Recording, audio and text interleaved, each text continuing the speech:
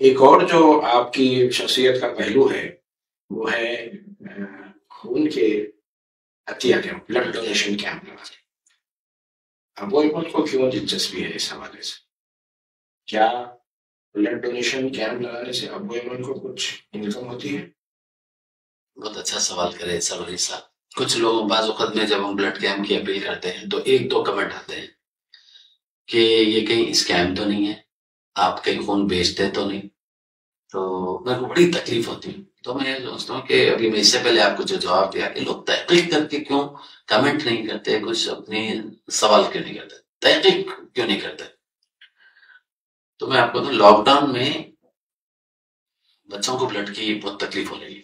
Thalassaemia patient Hyderabad में thalassaemia sickle cell society है जो 25 साल से बड़ी कामयाबी के साथ काम कर रहा है। ये पहले पुरानी हवेली में था, अब यहाँ आरामखर शिवरामपल्ली के पास है, राघवेंद्र कॉलोनी में। इसके प्रेसिडेंट है चंद्रकांत अग्रवाल साहब। इसके ज्वाइंट सेक्रेटरी अलीम बेग साहब है जो मेरे अच्छे दोस्त है।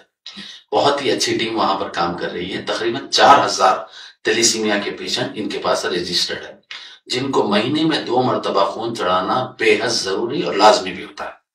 और आपको मैं सुना कि ब्लड कैंप्स के आगाज तो आप ही करे थे सरवीन साहब, आप, मुफ्ती कासिम सिद्दीक तस्कीर साहब और एहसन अलमूमी साहब, आप ही की कोशिशें 12-15 साल पहले शुरू हुई थी।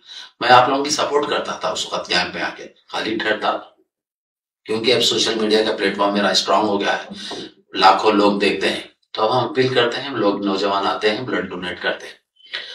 तो मैं, अगर किसी को जरूरती बराबर भी शक है कि ब्लड कैंप से आने वाले खून को बेचा जाता है या फ्री में नहीं दिया जाता पेशेंट को, तो मेरी एक गुजारिश है कि थैलेसीमिया सिकल सेल सोसाइटी जो ज्यादा दूर नहीं है, वहां पर आप विजिट करें।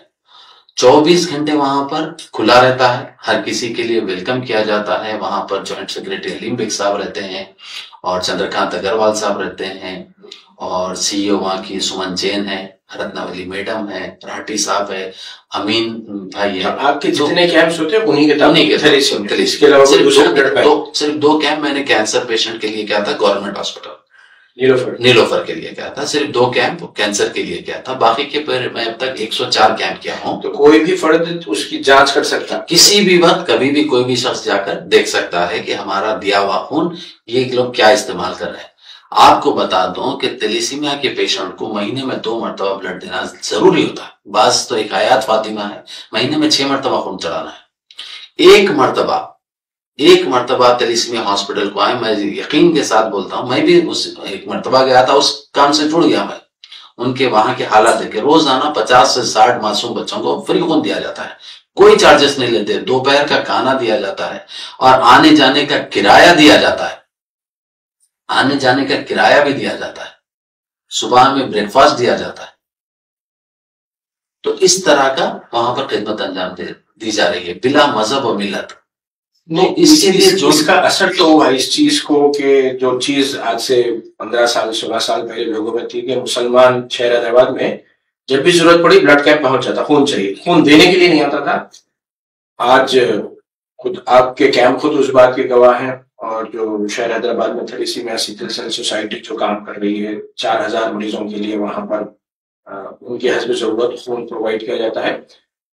और एक जो चीज है कि मुझे भी जवाब देना है, आपको भी जवाब देना है, चाहे आप वर्ल्ड रिकॉर्ड बना लें जीने का, 120 साल जीने, उसके बाद क्या होगा? 120 साल 125 साल के बाद भी तो आपको जाना होगा, मुझे भी जाना होगा, जहां से अंधेरा होगा।